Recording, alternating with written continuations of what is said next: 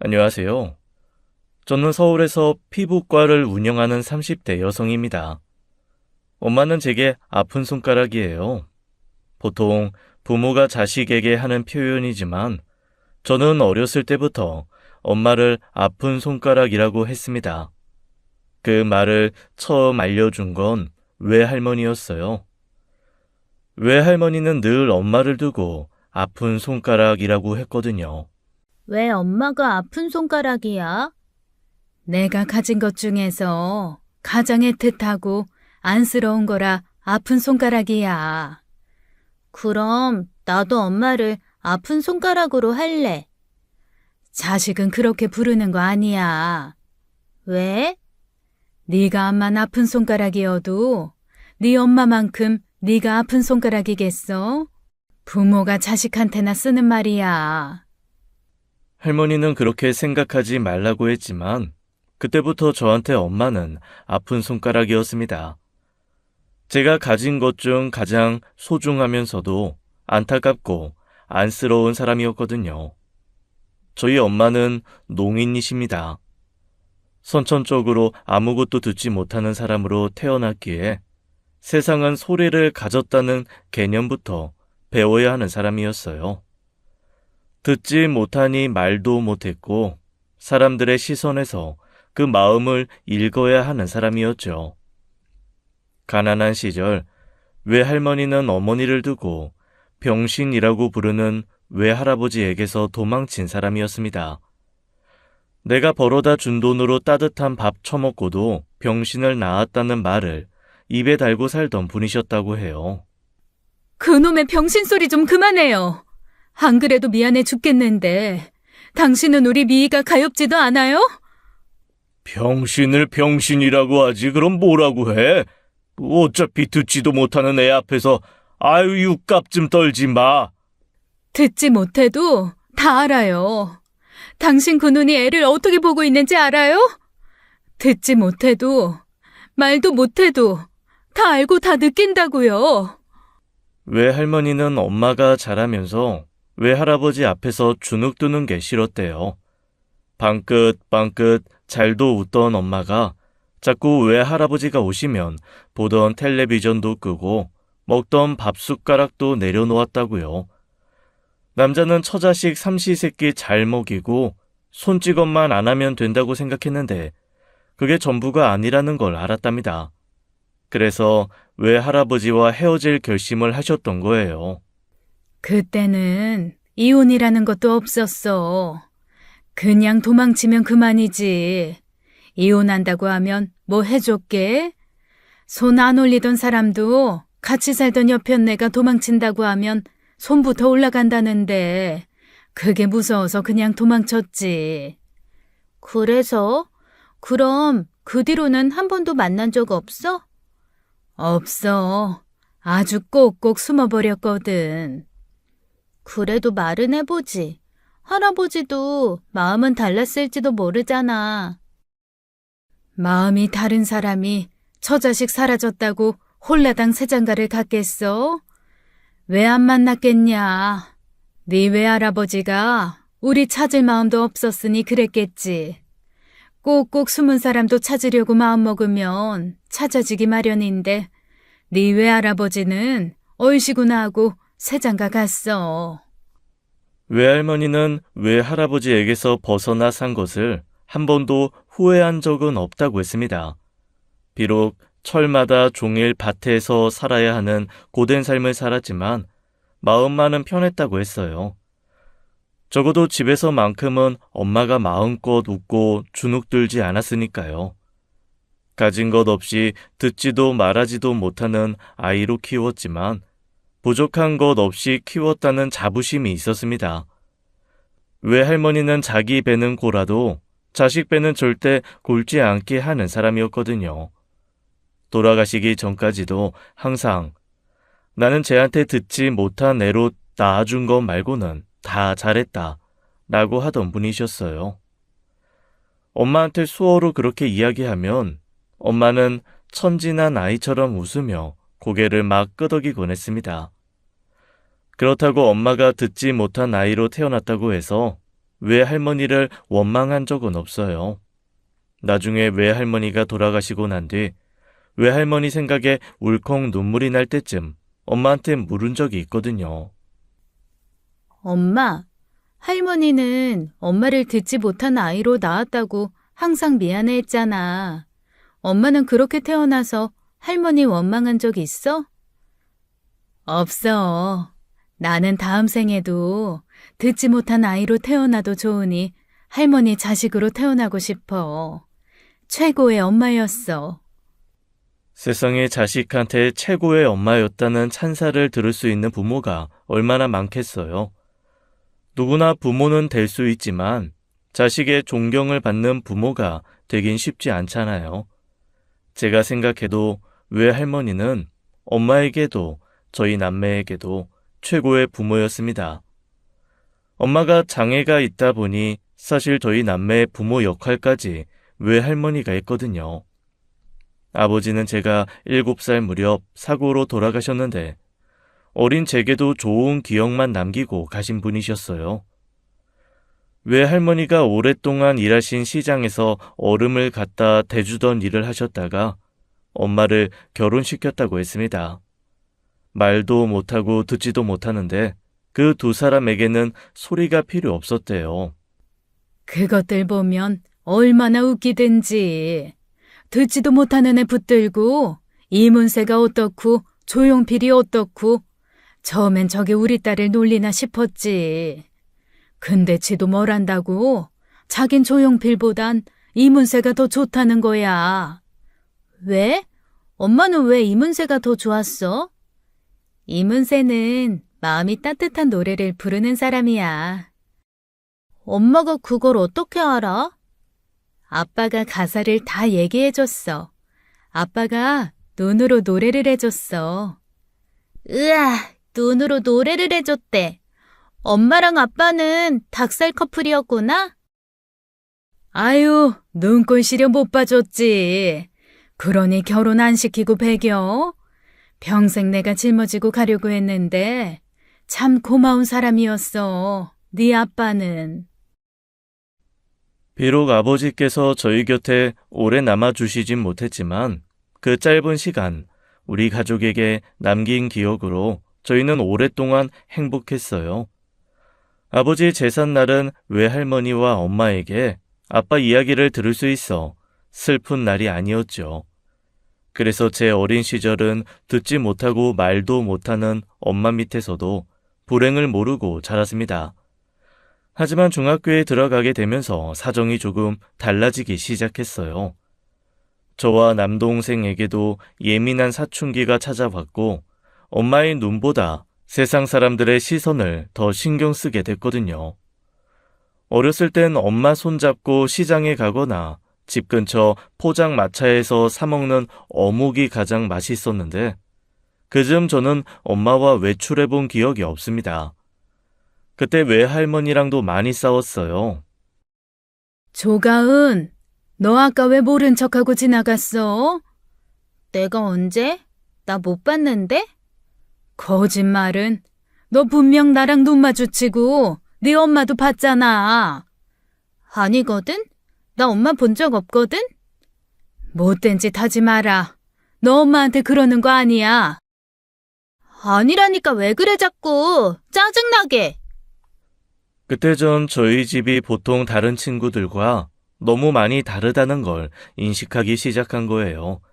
아버지가 안 계신다는 점, 방이 2개밖에 없는 집에서 산다는 점, 엄마가 있는데도 학교는 늘 외할머니가 찾아와야 한다는 점, 말 못하는 엄마가 있다는 점, 하나부터 10까지 친구들에게 숨기고 싶은 것 투성이었죠. 지금 생각하면 무척 마음이 아픈 게 엄마는 그런 저를 늘 이해했다는 것이에요. 나중에 그때 왜 나를 한 번도 혼내거나 원망하지 않았냐고 물으니 엄마가 그러더라고요. 나도 말 못하는 내가 너무 싫었는데 말 못하는 엄마를 가진 너는 오죽했겠어. 그저 미안했어. 그저. 다른 집과 다르다는 이유로 창피하긴 했어도 엄마를 싫어한 적은 없습니다. 그래서 그런 이유로 엄마를 멀리한 저 스스로에게 채찍질도 많이 했어요. 그러다 그건 정말 아니다. 못된 딸이 되지 말자고 다짐했던 건 중학교 3학년이 되던 어느 날이었죠. 그때 엄마는 저희 몰래 폐지 줍는 일을 했었어요. 생계는 거의 할머니가 책임을 지셨고 엄마는 이따금 일이 주어지면 집에서 할 수 있는 일을 했거든요. 그런데 저희 간식 값이라도 벌겠다고 가족 모르게 그 위험한 일을 한 거예요. 다른 사람들에게는 쉬운 일이고 그저 고된 일일지 모르겠지만 듣지 못하는 저희 엄마한테는 위험한 일이었거든요. 아무것도 모르고 있다가 학교에서 친구들이 하는 이야기를 듣게 된 겁니다. 야, 조가은 엄마 쓰레기 줍고 다니는 거 알아? 야, 쓰레기 아니고 폐지. 막 길에서 상자랑 종이 줍고 다니던데? 대박. 조가은 그렇게 가난해? 엄마가 청각 장애인이라 가난한 거야? 야, 청각 장애인이라고 가난한 게 아니라 그냥 가난한 거지. 보니까 조가은 교복도 메이커 아니던데? 색깔도 좀 다르잖아. 헐, 불쌍해. 교복도 못 살 정도로 가난하구나. 가난하긴 누가 가난해? 가은아, 그게 아니라. 그게 무슨 말이야? 누가 쓰레기를 줍고 다녀? 누가 폐지를 주워? 너 왜 헛소리하고 다녀? 우리 엄마 폐지 안 줍거든? 헛소리 아니야. 내가 분명히 봤는데. 봤다고? 어디서 헛걸 보고 개소리야? 야, 내가 그럼 거짓말로 그런 얘기하겠냐? 분명히 너네 엄마 시장 근처에서 상인들한테 폐지 받아서 리어카 끌고 다니는 거 봤다고. 그때 저는 하늘이 와르르 무너지는 것 같았습니다. 친구들에게 청각 장애인 엄마가 있다는 사실을 들켰다는 것도 창피했는데 이젠 폐지 줍는 엄마까지 생긴 것이니까요. 그날 너무 속상한 나머지 멋대로 조퇴하고 학교를 나와버렸어요. 생각 없이 발이 이끄는 대로 가다 보니 늘 엄마와 함께 가던 그 시장이었습니다. 초등학생 때까지만 해도 제가 엄마 귀와 입이 되어 시장에 가는 게 큰 즐거움 중 하나였었어요. 그런데 이제 엄마랑은 그 시장 근처도 가지 않으니 기분이 참 이상했습니다. 불효녀가 된 것 같기도 하고 용기도 없어 스스로가 너무 찌질해지는 것 같기도 하더라고요. 그때였어요. 멀리 수레를 끌고 지나가는 여자가 보이는데 정말로 엄마가 수레를 끌고 있는 거예요. 너무 놀라서 그 자리에서 움직이지도 못하고 있었습니다. 그런데 그때 오토바이가 위험하게 엄마 쪽으로 내달리는 거예요. 듣지 못하는 엄마는 아무것도 모르고 오토바이가 있는 쪽으로 몸을 기울이는데 저는 뛰기 시작했습니다. 엄마! 엄마! 듣지 못한다는 걸 알면서도 엄마를 목청껏 부르며 달렸죠. 아무것도 모르고 몸을 비틀던 엄마는 근처 상인분들의 손짓에 고개를 돌아보았고 덕분에 아슬아슬하게 오토바이를 피할 수 있었습니다. 엄마는 학교에 있어야 할 저를 만나 무척 놀란 것 같았어요. 멋대로 조퇴했다는 것도 있고 엄마한테 화부터 냈지요. 엄마 지금 뭐해? 미쳤어? 듣지도 못하면서 왜 혼자 멋대로 나와서 이렇게 위험한 일을 해? 그러다 다치면, 그러다 사고라도 나면 어쩌려고 그랬냐고! 너무 놀라고 속상한 마음에 수어는 제대로 하지도 않고 엄마를 향해 막 악다구니를 썼습니다. 그런데 엄마는 놀란 눈으로 보다가 제 가슴을 쓸어 내려주며 그러더라고요. 미안해, 딸. 화났어? 불같이 화를 내는 저와 달리 온화한 표정으로 웃으며 수어를 하는 엄마를 보고 저는 그냥 울어버렸습니다. 엄마를 부끄러워하는 제가 너무 부끄러웠고 순간 엄마를 잃을까봐 두려웠던 마음에 왈칵 서름이 터진 거예요. 나중에 알고 보니 엄마는 일부러 폐지 줍는 일을 오전에만 했답니다. 학생들 하교 시간이 되면 행여 저나 제 친구들이 볼까봐 하지 못했대요. 그렇게 한 달 동안 벌어도 10만 원도 안 되는 돈이었는데 그 돈으로 저희 남매 용돈이라도 줘보고 싶었대요. 집에서 하는 일이야 거진 생활비로 들어가니 조금이라도 보탬이 되는 일을 하고 싶었다면서요. 그때 저는 다시 결심했어요. 엄마를 부끄러워하지 않고 내가 엄마를 지켜줄 수 있는 딸이 되어야겠다고요. 외할머니가 나름 애지중지 키운 엄마도 엄마는 엄마였어요. 외할머니가 갑작스럽게 돌아가신 후 이제 두 남매를 지킬 사람은 자기뿐이라고 생각한 모양이더라고요. 외할머니는 엄마가 시장에 나오는 걸 별로 좋아하지 않았습니다. 평생 듣지 못한 아이로 낳아준 걸 미안해했던 할머니는 엄마한테 일을 시키지 않고 살게 하는 게 자부심이었거든요. 게다가 오랜 시장 생활을 하면 만만하게 보는 어른들이 있었어요.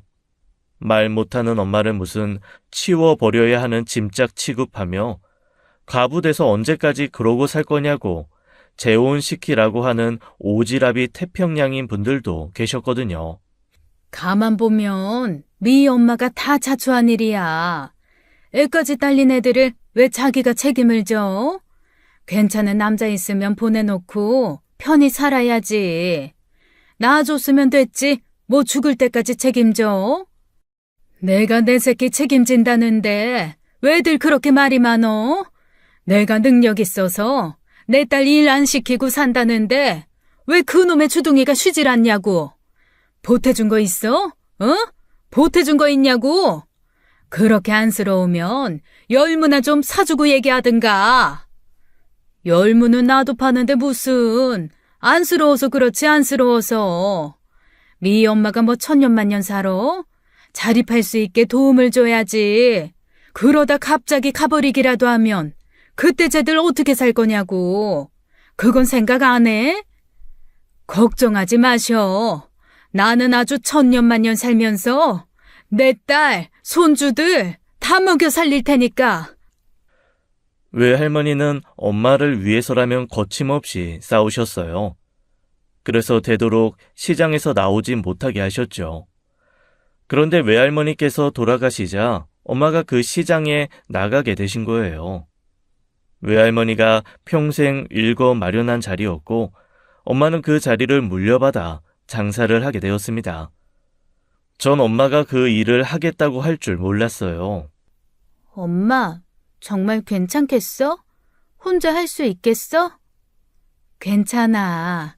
여기 이모들이 엄마 다 도와줘. 돈도 이렇게 손가락으로 말하면 돼.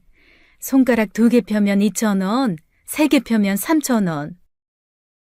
천진하게 웃는 엄마를 보면서 차마 하지 말라고 집에만 계시라고 할 수는 없었어요. 그때 저는 대학생이었고 동생은 고등학생이라 종일 엄마와 시간을 보낼 수도 없었으니까요. 차상위 계층이라 저희 남매에게 드는 돈이 많진 않았는데 엄마는 그렇게 돈을 벌어 저희 남매가 오로지 공부만 할 수 있게 뒷바라지 해준 것이에요. 동생도 저와 크게 다르지 않은 학창 시절을 보내면서 엄마를 애틋하게 잘 챙겼습니다. 게다가 저보다 일찍 철이 들어 주변에서 효자 소리 듣는 애였어요. 교우 관계도 좋고 좋은 친구들도 많이 사귀어서 엄마 시장 정리할 때쯤에 친구들이랑 다 같이 가서 거들기도 하더라고요. 가은 엄마는 대체 무슨 복인가 몰라. 남편 복이 자식들한테 다 간 거지. 매일같이 와서 자기 엄마 저렇게 돕는 아들이 어딨어? 우리 아들은 이 근처 지나가면 일부러 저 밖으로 삥 둘러 가잖아. 딸은 의대에 갔잖아. 지 엄마 귀 고쳐준다고. 세상에 저렇게 효자들이 어딨냐고. 곱게 살아 그렇지. 곱게 살아. 가은 엄마 심성이 좀 고와. 저희 남매도 할 수 있는 최선을 다했어요. 철이 들고 나서부터는 제가 공부를 해서 출세를 해야 엄마도 할머니도 편해진다고 생각했었거든요. 저희 엄마 소원이 저희 남매 목소리를 들어보는 것이었습니다. 그래서 엄마 듣게 해주고 싶다는 생각 하나로 의대에 진학했고 그건 남동생도 마찬가지였고요. 형편이 좋지 않다 보니 저희 남매 모두 장학금을 받아 무사히 대학 생활도 할 수 있었어요. 시장에서는 자식 둘을 전부 의대에 진학시킨 엄마라고 유명했죠. 하지만 엄마는 선천적으로 듣는 게 불가능한 사람이라 엄마 소원을 이루어 드릴 수는 없었습니다. 그래서 그 소원 말고는 제가 할 수 있는 건 다 한 것 같아요. 대학 입학해서 10년을 어떻게 보낸지도 모르게 정신없이 살았거든요. 좋은 집에 엄마를 모시고 같은 의사를 만나 결혼하고 눈에 넣어도 아프지 않을 내 자식을 낳아 엄마를 기쁘게 하는 일, 제가 바라던 것은 모두 다 이루었죠. 엄마도 세상을 다 가진 것 같다고 했었어요. 보통 집안에서도 힘든 일을 결국 엄마가 해낸 것이나 다름없었으니까요. 그래서 저는 바라는 게 없었습니다. 그저 평생 남들 시선에 마음 고생한 엄마가 편하게 지내는 것뿐이었어요. 남편도 시부모님도 좋은 분들이라서 늘 배려해 주셨죠. 그러다 엄마와 함께 살던 남동생이 결혼하게 되면서 문제가 생긴 겁니다. 갑자기 결혼? 바쁘다더니 연애는 했나 보네. 어떤 사람인데? 승무원이야. 미국에 컨퍼런스 가다 만났어. 승무원? 명준이 너가 먼저 대시했어? 친절하고 착하더라고. 참나. 비행기에서 만난 승무원이 그럼 승객한테 친절하지 불친절하겠어? 솔직히 말해. 예쁘구나? 뭐, 예쁘기도 하지. 얼마나 예쁘길래 숫기도 없는 네가 먼저 대시까지 해서 만났대? 사진 없어? 그냥, 이번 주말에 와서 봐. 실물을 봐야지. 평소 여자에 관심이 있어 보이지 않았던 남동생이 그렇게 말했으니 기대가 좀 되더라고요. 대체 얼마나 예쁘면 남중 남고 나와 숫기도 없던 녀석이 먼저 대시를 했나 싶어서요. 그 주 주말 인사하러 온다고 해서 아이는 시어머니께 맡기고 가게 된 거예요. 그런데 정말 예쁘더라고요. 솔직히 연예인인 줄 알았습니다. 남들이 보면 남자가 능력이 되게 좋은가 보다 라는 말이 절로 나올 정도로 예뻤어요. 어머, 정말 예쁘다. 아, 미안해요. 내가 사람 얼굴 평가하고 그런 사람은 아닌데 너무 예쁘네. 아니에요. 저보다 예쁜 사람 정말 많은데요. 예쁘게 봐주셔서 감사합니다. 아니, 그 인물에 명준이를 왜 만났대? 야, 너 의사 되길 잘했다. 이렇게 미인도 없고. 얼굴만 예쁜 게 아니라 마음도 예뻐. 이거 봐. 엄마 주려고 이걸 사왔대. 남동생이 보여준 건 디지털 전자기기인 아이패드였어요. 엄마한테 필요할까 싶어서 저도 사드린 건데 익숙치 않은지 잘 안 쓰셨거든요. 이걸 왜 사왔나 싶었는데 알고 보니 주고받는 음성을 실시간으로 텍스트로 변환해주는 어플을 깔아봤더라고요. 왜 말을 천천히 하나 했더니 음성 인식이 잘 되게 하기 위해서 한 배려였던 거예요. 우리가 하던 대화는 그 어플을 통해 커다란 화면으로 바로 보여졌고 엄마는 그걸 보고 흐뭇하게 웃고 있었습니다. 제가 수어를 배워보려고 했는데 어머님을 만나기 전까지는 쉽지 않아서요. 다 같이 모인 자리에서 바로바로 이해할 수 있으면 좋을 것 같아서 생각해봤어요. 그러자 엄마는 키보드를 이용해 이야기를 했어요. 배려해줘서 고마워요. 나 너무 기뻐요. 디지털 기기가 발전하면서 편했던 건 엄마와 소통이 더 원활해졌다는 거예요. 엄마는 저희와 더 많은 이야기를 나누기 위해 스마트폰 숙지법도 금방 익혔고 키보드 타이핑도 젊은 사람 못지않게 잘해요. 그래서 사실 수어를 하지 않아도 엄마와 소통에는 전혀 문제가 없었죠. 저는 그때 올케가 엄마의 장애를 이해하려고 하는 그 자세가 너무 마음에 들었습니다. 솔직히 얼굴만 예쁜 게 아닐까 그런 편견에 걱정이 있었거든요. 그날 저희 가족의 점수를 확실히 딴 올케와의 결혼은 순조롭게 진행되었습니다. 그런데 문제는 상견례 날이었어요. 사돈 어르신들이 누가 봐도 그 결혼이 달갑지 않아 보이는 게 느껴졌거든요. 표정도 좋지 않고 묻는 말에나 대답하지 뭘 묻지도 않기에 보다 못한 제가 나섰습니다. 사돈어른, 어디 불편한 거 있으세요? 아니면 이 결혼 내키지 않으신 건가요? 처음 저희 만났을 때부터 표정이 좋지 않으신 것 같아서요. 그렇게 물어보니 솔직하게 대답은 할게요. 솔직히 명준이야 보면야 결혼 100번도 더 시켜요. 능력도 좋고 성실하고 착하니 우리 연정이한테 이만한 신랑감 없다고 생각하거든요. 근데요, 나도 사람이니까 이런 마음이 드는 건 어쩔 수가 없네요. 청각장애 있는 시어머니 모시고 살아야 한다는 걸 환영할 만한 부모가 어디겠어요. 그 문제는 두 사람이 충분히 상의하고 결정했다고 알고 있는데요. 어머니께서 따로 살겠다고 한 거 연정이가 모시고 살겠다고 한 거고요. 물론 그걸로 저희 모두 연정이한테 고마워하고 있어요. 애가 착해 빠져서 그렇게 얘기한 거지. 안사돈이 아무리 좋은 분이셔도 시어른은 시어른이잖아요. 시어른 모시고 사는 게 어디 쉽나? 나는요, 애가 그렇게 얘기해도 끝까지 마다하실 줄 알았어요.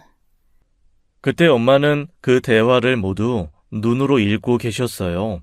사돈 어른들을 봤다가 테이블에 놓인 화면을 봤다가 긴장하셨는지 움직임이 좀 부산스러웠죠. 사돈 어른은 그마저도 마음에 들지 않은 듯 슬쩍슬쩍 눈살을 찌푸리셨습니다. 마음 같아선 엄마가 보고 있는 화면을 가리고 싶었지만 그건 엄마를 존중하는 행동이 아니었기 때문에 참을 수밖에 없었습니다. 일반 사람들로 치면 갑자기 귀를 막아버리는 것과 다름없는 행동이었거든요. 동생 결혼도 중요하지만 저한테는 엄마가 더 중요했어요. 그래서 그 자리에서 단호하게 나간 것이죠. 연정아, 우리가 너보고 엄마 모시고 살아달라고 한 거 아니잖아. 마음에도 없는 소리 그냥 한 말이었어? 아니에요. 저는 정말 어머님이랑 지내는 게 좋을 것 같아서 한 말이었어요. 그리고 그래야 명준 씨도 안심할 거 아니에요. 제가 부모님께 몇 번이나 말씀드리고 설득했는데 이 자리에서 이렇게 말씀하실 줄은 몰랐어요. 어떻게 말을 안 하니? 지금까지 한 번도 혼자 산 적도 없으신 분이라면서. 사돈처녀 속상한 마음도 이해해요.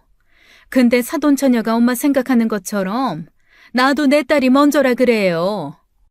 그래서 따로 살면 좋겠다. 그 말씀 하시고 싶으신 거예요? 자꾸 하고 싶은 말을 빙빙 돌려 말하시길래 제가 대놓고 물었어요. 대답은 하지 않으시지만 그랬으면 좋겠다는 마음이 표정에 다 드러나더라고요. 사실 남동생 결혼 이야기가 나오면서부터 제가 모시고 살까 그런 고민을 하긴 했어요. 남편과 시부모님께 미리 언지를 했을 때 좋은 생각이라고 하기도 했고요. 그런데 제 의견을 말하기도 전에 남동생이 먼저 엄마를 계속 모시고 살 생각이라고 했었거든요. 둘이 이미 이야기가 끝났다고 해서 저는 완벽하게 끝난 이야기인 줄로만 알아서 좀 당황스러웠던 겁니다. 기분은 좋지 않았지만 제가 모시고 살면 되니 문제가 되는 부분은 아니었어요. 그런데 잠자코 듣고 있던 남동생이 그러더라고요. 두 분께는 죄송하지만 저는 어머니 모시고 살 생각입니다.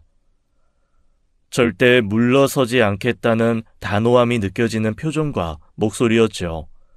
저희는 모두 당황의 남동생을 바라보았어요. 그건 연애할 때부터 연정이랑 이야기가 된 부분이에요. 결혼하게 되면 어머니 모시고 살아야 한다고요. 그렇다고 연정이 고생시킬 생각 없습니다. 저 의사 된 거 다 엄마 모시고 살기 위해서 그런 거예요. 엄마도 저랑 결혼하는 사람도 시집간 누나도 고생 안 시키려고요. 그래서 결혼하면 가사 도우미 불러 연정이 고생 안 시키겠다면서 프로포즈한 거예요. 내가 끝까지 안 되겠다고 하면 어떻게 할래? 결혼 안 하겠습니다. 못해요. 저 엄마 두고는 못 살아요. 사돈 어른들께서는 남동생의 단호한 태도에 당황하신 것 같았습니다. 제 남동생이 올케를 정말 좋아해서 그동안 선물도 많이 주고 챙기기도 엄청 챙겼거든요. 그래서 그렇게 나가더라도 결국 결혼을 할 거라고 생각했던 모양이에요. 사실 제 동생이지만 저도 그렇게까지 강하게 나갈 줄은 몰라 놀랐죠. 그러자 놀란 올케가 금방 울상이 되어 안사돈 어른에게 따져 묻더라고요. 엄마, 내가 사는 거지 엄마가 사는 거야? 우리 어머니 시집살이 시키고 그럴 분 아니셔. 사람 누울 자리 보고 다리 뻗는다고. 내가 괜히 모시고 산다고 했겠어? 엄마 진짜 내 인생 책임질 거야? 상견례 자리는 그새 냉랭해졌고 다들 불편한 눈치만 보고 있는 상황이었죠. 그런데 바깥 사돈 어른께서 나서시더라고요. 죄송합니다, 사돈. 미안해요, 사돈 전혀. 부모라 조바심에 무례를 범한 것 같네요. 이 문제는 전적으로 아이들에게 맡기겠습니다. 저는 안사돈 모시고 사는 것에 대해 찬성이에요. 여보, 그만해, 미련한 사람아. 만약에 명준이가 안사돈 나 몰라라 하고 살겠다고 해도 문제 아니야? 장애가 있어 혼자 살기 어려운 엄마 두고 저만 잘 살겠다고 하는 사람이 당신 사위 된다고 하면 좋겠냐고. 성실하고 능력도 좋고 거기다 효자니 더할 나위 없이 완벽한 사익감이지. 딸 보내면서 효자 사위 보는 게 뭐 좋은 일인 줄 알아요? 어허, 이 사람이 그래도. 그날 바깥 사돈 어른께서 자리를 정리해 주셔서 그렇게 이야기는 마무리되었어요. 어쨌든 남동생이 모시고 살기로 결정은 됐지만 그 갈등을 봤는데 제 마음이 어떻게 편하겠어요. 그래서 남동생에게도 이야기했었습니다. 사돈 마음에 걸리면 내가 엄마 모시고 살면 되니까 걱정하지 마. 누나, 나 자존심 상하게 하지 마. 내가 있는데 왜 엄마를 누나가 모셔. 엄마 내가 모셔. 엄마도 그게 편하고. 그게 뭐가 자존심 상하는 일이야. 엄마 내가 더 편하지. 너 안 편하거든? 엄마가 매형 얼마나 어려워하는데 매형 집에 오면 화장실 한 번을 안 가는 거 몰라? 어려운 사위라고. 조금이라도 책 잡힐까봐 얼마나 조마조마하는데. 며느리는 뭐 다른 줄 알아? 며느리 눈치 보는 게 더 힘들 수 있어. 그래서 내가 연정이랑 결혼하는 거잖아. 연정이가 그럴 사람이면 나 결혼 절대 생각 안 했어. 누나는 진짜 내가 연정이가 예뻐서 결혼하는 줄 알아? 그만큼 예쁜 애 널렸어. 나 연정이 마음 보고 하는 거야. 참나, 허세는. 아무튼 1%라도 아닌 것 같으면 말해. 나 언제든 엄마 모시고 올 생각 있으니까. 하지만 남동생은 끝까지 엄마를 모시겠다고 고집했고 그렇게 결혼 후 엄마를 모시고 살게 되었습니다. 안사돈 어른이 마음에 걸리긴 했지만 마음씨 착한 올케 보고 마음을 놓기로 했어요. 엄마가 얼마나 끔찍한 삶을 살게 될지는 상상도 하지 못한 채 말입니다. 외할머니가 평생 듣지 못하게 낳아줬다는 이유로 죄인처럼 산 것처럼 엄마는 자기가 듣지 못하는 부모라는 이유로 저희 남매에게 죄인이었어요. 답답하리만큼 착하고 무거운 죄책감을 가진 사람이라는 걸 망각한 것이 문제였어요. 올케는 엄마를 참 잘 모셨습니다. 사실 올케가 엄마 모시고 살면서 가장 불편한 점은 시댁 식구들의 잦은 방문이었을 거예요. 엄마가 남동생 집에 사니 어쩔 수 없이 자주 방문하게 된 것이었죠. 하지만 그때마다 올케는 실은 내색 한 번 없이 저를 맞아주었어요. 형님, 어서 오세요. 어머 제인아, 외숙모야. 그새 많이 컸네. 엄마는 어디 계셔? 아, 어머니 화장실 가셨어요. 어머니, 형님 오셨어요. 나와보세요. 그런데 그때 제가 좀 이상하다고 생각했던 건 이상하게 엄마가 제가 갈 때마다 화장실에 계신다는 거였어요. 한두 번이야 우연이다 싶지 5번 방문했는데 4번을 그러고 있으니 이상하잖아요. 그래서 엄마한테 물었죠. 엄마, 혹시 몸이 안 좋아? 왜 올 때마다 화장실이야?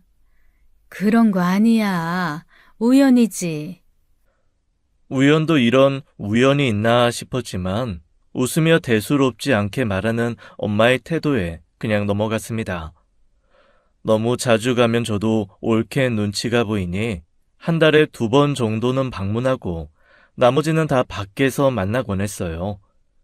올케는 그럴 때마다 더운데 왜 밖에서 보냐? 추운데 왜 굳이 어머님 나가게 하시냐? 그러면서 집으로 오라고 했지만요. 그 마음이 더 고마워 더 자주 밖에서 만나거나 저희 집으로 모시거나 했었죠. 행여 불편한 점이 있을까 싶어 엄마한테 물어도 엄마는 다 좋다고 하셨었어요. 올케랑 같이 살아서 불편한 거 없어? 괜찮아, 괜찮아. 다 좋아. 밥도 잘해주고 착해. 혹시라도 불편하면 말해. 나랑 같이 살아. 규환 씨도 엄마 모시고 사는 거 좋대. 시어머니도 와 계시니까 같이 지내면 엄마 심심하지도 않고. 알았어, 알았어. 걱정하지 마. 엄마 잘 지내고 있어. 잘 지내고 있다는 말, 괜찮다는 말, 그게 엄마가 가장 많이 하는 말이었어요. 답답하리만큼 착해 빠진 사람들이 곧잘 하는 소리라는 걸 모르고 전 그저 살만하시나 보다 했죠. 시어머니께서는 저희 어머니를 참 좋아하십니다. 사람이 어떻게 그렇게 선하냐고 만날 때마다 좋은 말씀 많이 해주시거든요. 저희 부부가 병원 일로 바쁘다 보니 아이를 어머님께서 봐주시는데 가끔 엄마가 오셔서 셋이서 같이 시간을 보내곤 했어요. 그러던 어느 날 시어머니께서 집으로 돌아가시면서 갑자기 그러시더라고요. 아, 근데 가은아, 안사동 괜찮으신 거 맞지? 네? 갑자기 그게 무슨 말씀이세요? 아니, 이상하게 요즘 따라 화장실을 그렇게 가신다. 화장실 한 번 가면 한참을 안 나오시고 어디 불편한 곳 있으시냐 물어도 그저 별일 아니라고만 하시는데 병원 한번 모셔가야 하는 거 아니야? 저는 그때 가슴이 철렁 내려앉았어요. 시어머니께서 그렇게 말씀하실 정도면 화장실에 오래 계시는 게 하루 이틀 일이 아니란 거잖아요. 제가 동생네 갈 때도 우연이 아니었던 거고요. 그래서 엄마가 집에 와 계실 때 엄마가 화장실에 가는 틈을 타 불시에 화장실 문을 따고 들어갔습니다. 엄마는 변기에 앉아 계셨는데 제가 무작정 나와 보라고 하니 세상에 변기물이 시뻘건 피바다인 거예요. 엄마, 이게 뭐야? 왜 그래? 혈변 보는 거야? 너무 놀라 온몸이 덜덜 떨리더라고요. 하지만 엄마는 바지춤을 치켜 올리시며 한사코 저를 밖으로 밀어내려고 했어요. 가만히 있어봐. 왜 그러냐고. 언제부터 그랬어? 왜 말을 안 했어? 이 지경이 될 때까지 왜 말을 안 했냐고. 별일 아니야. 규환이도 있고 안사돈도 있는데 그만 나가. 제발. 엄마가 하도 간곡히 다급한 표정이기에 어쩔 수 없이 밖으로 나와야 했죠. 저는 나오자마자 바로 동료 의사에게 연락해 병원 예약을 잡았습니다. 매년 건강검진을 시켜드리고 있는데 작년 건강검진 때만 해도 별 이상이 없었거든요. 하지만 병이라는 게 느닷없이 생겨 삽시간에 사람의 목숨을 위협하기도 하니 너무 걱정이 되었습니다.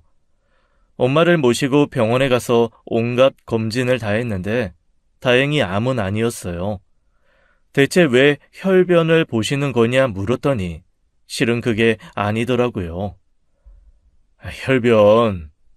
혈변 그건 아니고 치질이야. 어? 치질?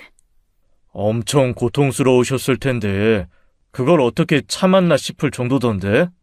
그럼 암은 아니야? 아니야, 대장은 깨끗해. 용종도 없고. 뭐 아무래도 수술은 하셔야 할 것 같던데 날짜 잡아줄까? 뭐 다른 데 이상은 없고? 치질의 원인이야 다양하긴 한데 변비도 좀 있으신 것 같던데 원래 변비가 좀 있으셨어? 아니, 평생 엄마한테 변비 있단 말은 못 들었는데 화장실 오래 쓰신 건 이번이 처음이야. 살짝 위장이 부어있는 걸 보면 평소 위장염도 좀 있으셨던 것 같은데 거기다 변비라 이래저래 고생을 좀 하신 것 같아. 스트레스 있으신 건 아니야? 스트레스라는 말에 가장 먼저 떠오른 건 달라진 환경이었어요. 그때까지만 해도 엄마가 올케랑 함께 살게 되면서 이래저래 신경 쓰다 보니 생긴 일이라고 생각했습니다. 그래서 엄마한테도 재차 말했었어요. 엄마, 그냥 우리 집에 가서 살래? 치질이라니, 그거 스트레스 때문인 것 같다는데, 진짜 괜찮은 거 맞아? 너네 집이나 명준이 집이나 똑같아. 사위나 며느리나 똑같지 뭐. 연정이가 불편하게 하는 게 아니라, 내 성격이 그래 먹은 걸 어떡해. 걱정하지 마. 적응하면 괜찮을 거야. 적응이 한 세월이네, 한 세월. 속상한 마음에 남동생 부부에게도 그 사실을 알리고 조금만 더 신경 써달라 부탁도 했었어요. 변비에 좋다는 음식도 사다 드리고 약도 챙겨드리고요. 올케는 아무것도 몰랐다는 듯 소스라치게 놀라며 눈물까지 보였습니다. 치질이요? 어머, 어떡해. 세상에, 얼마나 힘드셨을까. 죄송해요, 형님. 제가 더 신경 썼어야 하는데, 제가 아무것도 모르고, 얼마나 놀라셨어요. 엄마가 말을 안 하니 어떻게 알겠어. 나도 무턱대고 화장실 문 비집고 들어가서야 알게 됐는데, 며느리가 그렇게 할 수도 없고, 하여튼 우리 엄마 입 무거운 거 알아줘야 돼. 미안한데 조금만 더 신경 좀 써줘. 이거 식후에 꼭 챙겨 드시게 하고 식사는 가능한 섬유질 많은 음식으로. 집에 오시는 아주머니께도 말씀드려줘. 네, 형님. 요거트나 나또 그런 것 좀 주문해야겠어요. 올케는 그 자리에서 장 운동에 좋다는 음식들을 주문하며 엄마를 챙겼습니다. 그때는 엄마를 딸처럼 챙겨준다고 고맙기만 했었어요. 엄마에게는 말 못할 사정이 있는 줄도 모르고 말이에요. 올케를 의심하게 된 건 남동생이 결혼한 지 반년쯤 지났을 때였어요. 오랜만에 남동생 집에 방문해 집에서 시간을 보낸 뒤 집으로 돌아가려던 차였습니다. 갑자기 일하시던 아주머니께서 은밀하게 저를 부르시더라고요. 그때 올케는 잠시 안방에 들어가 있었고 저는 엄마가 챙겨주시는 음식을 가져가려고 부엌에 있었거든요. 가은 씨, 아무래도 엄마 데려가는 게 좋을 것 같은데. 네? 엄마를 데려가다니요? 괜히 남의 집 사정에 나서는 거 안 좋다는 거 알지만은 이건 좀 아니다 싶어서. 엄마 여기서 지내는 거 난 좀 아닌 것 같아. 새댁 성격이 보통이 아니거든. 네? 그게 무슨... 하지만 그 짧고 은밀한 대화는 안방에서 나는 인기척 때문에 끝나고 말았어요. 올케가 나오자마자 아주머니는 소스라치게 놀라며 돌아섰거든요. 이야기가 그렇게 끝나다 보니 너무 찝찝한 거예요. 그래서 집에 돌아와서도 마음에 걸려 엄마한테 연락했죠. 엄마, 내가 이상한 소리를 들어서 묻는 건데 올케가 엄마한테 함부로 대하거나 그런 건 아니지? 갑자기 그게 무슨 소리야? 쓸데없이 그런 걱정하지 말랬잖아. 괜히 엄한 사람 잡는다. 근데 그 아주머니는 왜 그런 소리를 했대? 일하시는 아주머니 말이야. 그 아주머니가 엄마 데려가는 게 좋겠다고 하는 거야. 올케 성격이 보통이 아니라면서. 그게 괜히 하는 소리라고? 다른 사람 눈에는 어떻게 보일지 모르겠지만 연정이 최선을 다하고 있어. 애한테 부담 주기 싫으니 괜한 소리 하지 마. 엄마가 아니라고 딱 잘라 이야기했지만 그 아주머니의 말이 자꾸만 신경이 쓰였습니다. 하도 이상해서 그로부터 며칠 뒤 다시 남동생 집을 방문했어요. 기회를 봐서 전화번호라도 얻으려고 간 건데 글쎄 그 사이 아주머니가 바뀐 게 아니겠어요? 아주머니가 바뀌었네. 아, 아주머니께서 갑자기 일이 있으셔서 고향에 내려가 봐야 한다고 하시더라고요. 좋으신 분이었는데 저도 너무 아쉬워요. 아, 그래? 그때 전 처음으로 올케한테 쎄함을 느꼈습니다. 이상하게 거짓말을 한다는 생각이 들더라고요. 하지만 엄마가 있다는 이유로 자주 방문하는 것도 모자라 꼬치꼬치 캐물으면 시누이 시집살이 한다고 생각할까봐 말을 아껴야 했어요. 그러던 어느 날 백화점에 갔다가 우연히 올케를 만났을 때 이건 뭔가 있구나 싶었죠. 백화점 지하 식품 매장에서 인기 많은 도넛을 사려고 줄을 서서 기다리다가 친구와 함께 온 올케를 만난 거예요. 어? 올케? 올케도 이거 먹고 싶어서 왔어? 형님. 네, 친구가 이거 정말 맛있다고 해서요. 형님 오늘 오프세요? 모처럼 쉬는 날이라 백화점에 온 김에 어머님 이거 좋아하셔서 사서 들어가려고. 친구? 아, 안녕하세요. 연정이 신우시구나. 저는 연정이 친구 세영이라고 해요. 반가워요. 내가 모처럼 만났으니까 이거 내가 사줄게요. 어머, 정말요? 그래도 돼요? 감사합니다. 연정이 시집 잘 갔다고 소문이 자자해요. 저희가 사람을 잘 얻은 거죠. 능력 있는 의사 남편에 집도 좋고 거기다 가서 도우미까지 두고 살잖아요. 아, 맞다, 연정아. 지난번에 너네 집에 가서 먹었던 그 가자미 식혜, 나 그거 또 생각나더라. 그때 좀 가져간 거 엄마가 맛보시고 사고 싶다고 하셨다니까. 그거 아주머니한테 좀 팔려고 하면 안 돼? 글쎄. 한번 물어볼게. 그때 그 두 사람의 대화에서 제가 이상하다고 생각했던 건 가자미 식혜였어요. 외할머니가 강릉 사람이라 엄마도 외가 쪽에서 대대로 내려오는 비법으로 가자미 식혜를 참 잘하시거든요. 엄마가 하시는 음식 중에 가장 좋아하는 음식이기도 하고요. 지금도 남동생 집에 가면 자주 얻어오는 음식이 가자미 식혜였고요. 그런데 그 음식을 아주머니가 하셨다고 하니 좀 의아한 거예요. 아주머니가 가자미 식혜를 해? 네? 아, 네. 이번에 오신 분이 강원도 분이시더라고요. 그래서. 아, 그래? 엄마도 할 수 있는데 뭐하러.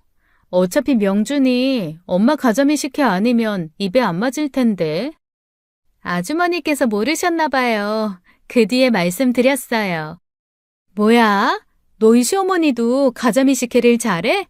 너 완전히 먹을 것까지 터졌구나. 마침 저희 차례가 와서 도넛을 주문해서 받고 헤어지게 됐고 이상하게 찝찝한 마음으로 돌아서던 그때였습니다. 근데 그 아주머니는 듣지도 못하는데 답답하지 않아? 가자미 식혜 따로 부탁하고 싶은데 뭐 편지라도 쓰면 들어주시려나? 순간 무슨 이야기인가 싶어 돌아봤는데 올케가 다급하게 친구를 데리고 멀어지는 게 보였어요. 집에 돌아와서도 그 대화가 자꾸만 생각이 나더라고요. 이야기 정황상 아무래도 뭔가 미묘하게 어긋나고 있다는 생각이 들었거든요. 그래서 엄마한테 연락해 확인차 물었습니다. 엄마, 지금 일하시는 분 혹시 고향이 어디야? 고향은 모르지. 그런 걸 묻진 않았으니까. 그럼 그 아주머니가 집에서 가자미 식혜 내놓은 적 있어? 이상한 질문을 하네. 가자미 식혜는 내가 아는데 할 사람이 누가 있어. 엄마의 대답에 분명 뭔가 있다는 확신이 들었고 저는 어떻게 된 일인지 알고 싶었어요. 그러던 어느 날 우연히 그때 만난 올케 친구를 똑같은 백화점에서 또 만나게 된 거예요. 세영 씨, 또 보네요. 안녕하세요. 어떻게 이런 우연히. 안녕하셨어요? 네, 오늘은 올케 빼고 만났나 봐요. 아, 네. 고등학교 때 친구라. 연정이는 대학 친구거든요. 그렇구나. 아, 맞다, 세영 씨. 내가 물어볼 게 있는데, 그때 말한 그 가자미 식혜 말이에요. 네. 혹시 언니도 먹어봤어요? 연정이한테 물어봐달라고 했는데, 자꾸 다음에 하고 말을 안 해서. 저 그거 사실 처음 먹어봤었거든요. 제 입맛에 딱이라 너무 먹고 싶었는데. 혹시 이분이셨어요? 그 아주머니라는 분이. 네? 맞아요. 이분. 되게 친절하시고 선한 분이시더라고요. 저는 그 친구의 말에 눈앞이 아찔했습니다.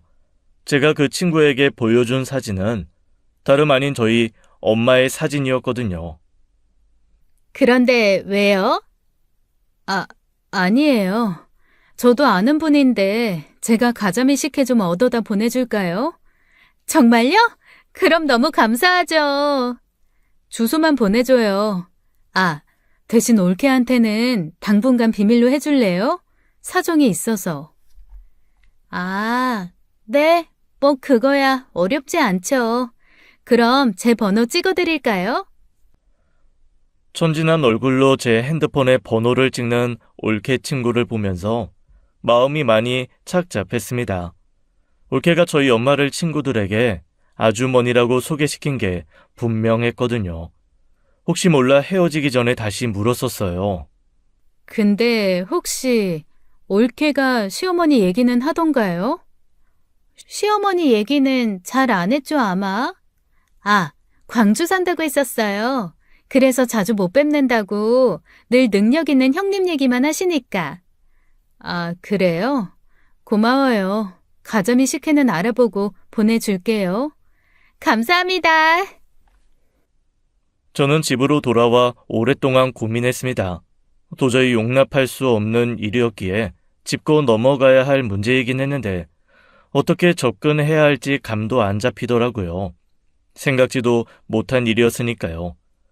듣지 못하는 분이시라고 무시를 한 건가 싶으면서도 평소에 올케의 품성을 보면 이유가 있나 싶어 혼란스러웠어요.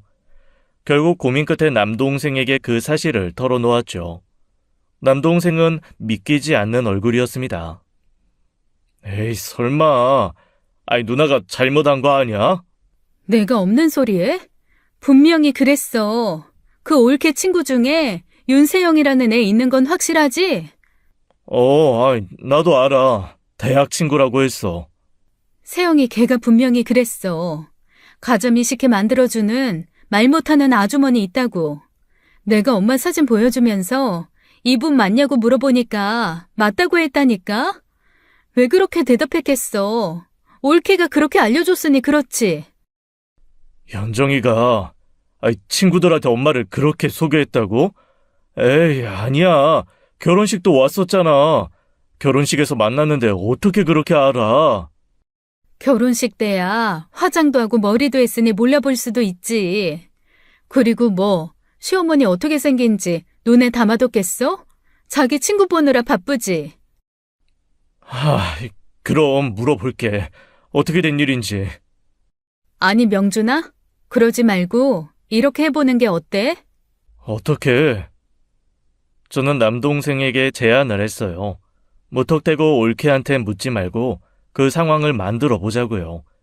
올케가 남들 앞에서 엄마를 어떻게 대하는지 확인하고 싶었거든요. 그래서 올케 친구가 집에 오는 날을 알아두고 엄마한테도 남동생한테도 이야기하지 않고 급습하기로 한 거예요. 정황상 분명한 사실에 어설픈 변명을 듣고 그냥 넘어가고 싶지 않았거든요. 기다림이 필요한 일이었지만 그 후로 올케의 태도를 더 자세히 살피며 기다렸습니다. 그렇게 한 달쯤 지났을 거예요. 집에 친구를 데리고 오는 일이 없나 남동생이 컨퍼런스 핑계를 대고 집을 비우겠다고 한 거예요. 그러자 올케가 그럼 편하게 친구 데려와 놀겠다고 했다더라고요. 그래서 그날 남동생과 기다렸다가 집으로 가게 됐고 저는 상상하지도 못한 끔찍한 현실을 알게 되고 만 거예요. 남동생은 집을 나오기 전에 미리 도어락 음량을 낮춰두는 치밀함을 보여답니다. 지하주차장에서 차량을 빼고 한참 있다가 저와 만난 뒤 들어간 거예요. 조용히 들어가자 떠들썩한 거실에서 이야기 소리가 들리더라고요. 야야, 허연정, 술 없다, 술. 아주머니한테 술 좀 갖다 달라 그래. 네가 가져와. 귀머거리라 불러도 몰라. 어차피 움직여야 하는데 너가 갔다 와. 아, 맞다. 장애인이라고 하셨지? 딱 보면 잘 몰라서 찾고 있네. 내가 가져올게. 야, 근데 듣지도 못하고 말도 못하는데 어떻게 일을 시켜? 안 불편해?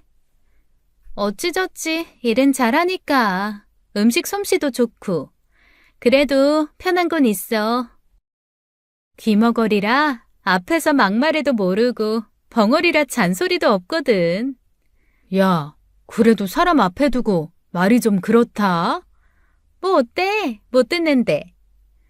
그건 그래. 근데 진짜 반찬 맛있다.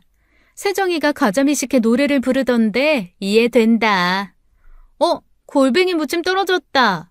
좀 더 해달라고 하면 안 돼? 아, 귀찮아. 알았어. 잠깐만. 현관에 왜 불이... 그때 저희 남매의 심정은 아무도 모를 겁니다. 남동생도 저도 화가 머리끝까지 나 있었거든요.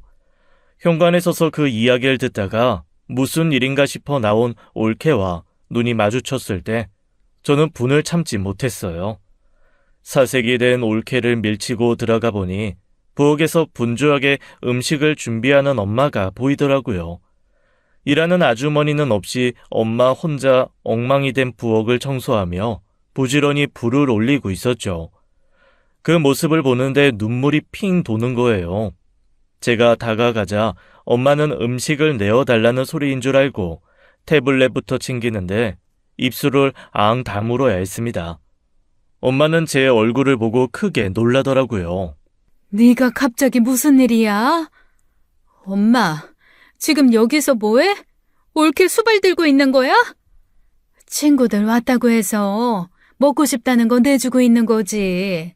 잘 왔어. 음식 좀 먹고 가. 엄마는 아무것도 모르고 있었어요. 올케가 자기 친구들에게 본인을 어떻게 소개하고 있었는지, 시어머니가 아니라 아주머니로 있다는 것도요. 눈물도 나고 화도 나는데 미쳐버리겠더라고요.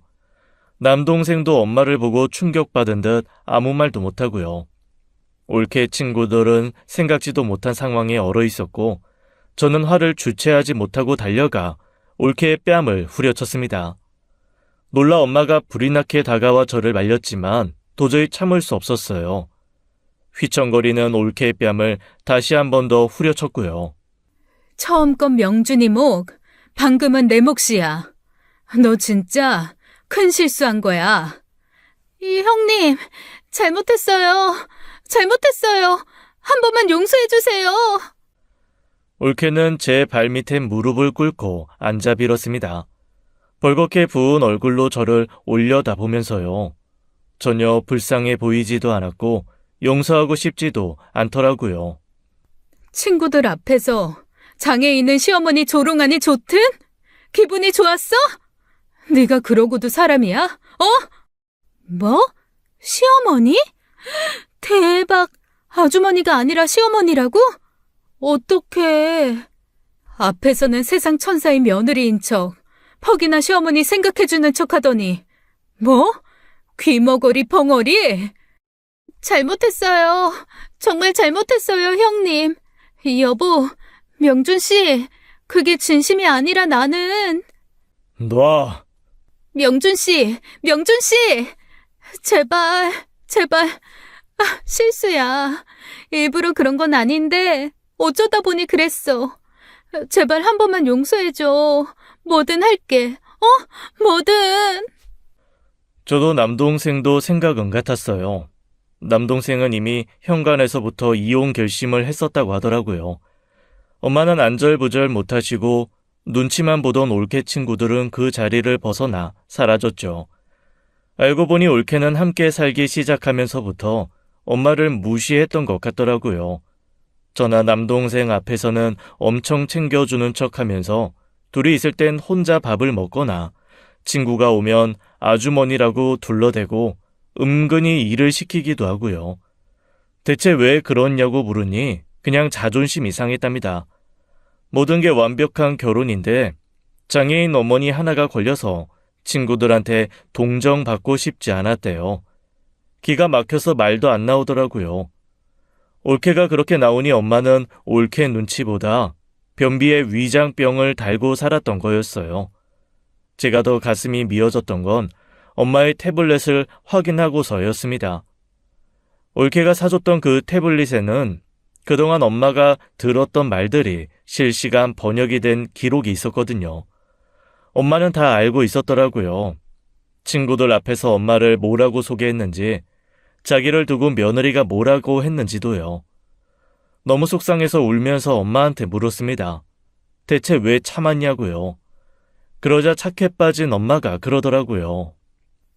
명준이가 많이 좋아하는 것 같더라. 엄마가 듣지도 못하고 말도 못하니 명준이는 연정이한테 의리잖아. 며느리를 갑대접해줘야 둘이 잘 살 것 같아서 그래서 그랬어. 결국 그래서 엄마 아들 더 상처받았어. 그래서 둘이 못 살게 됐다고.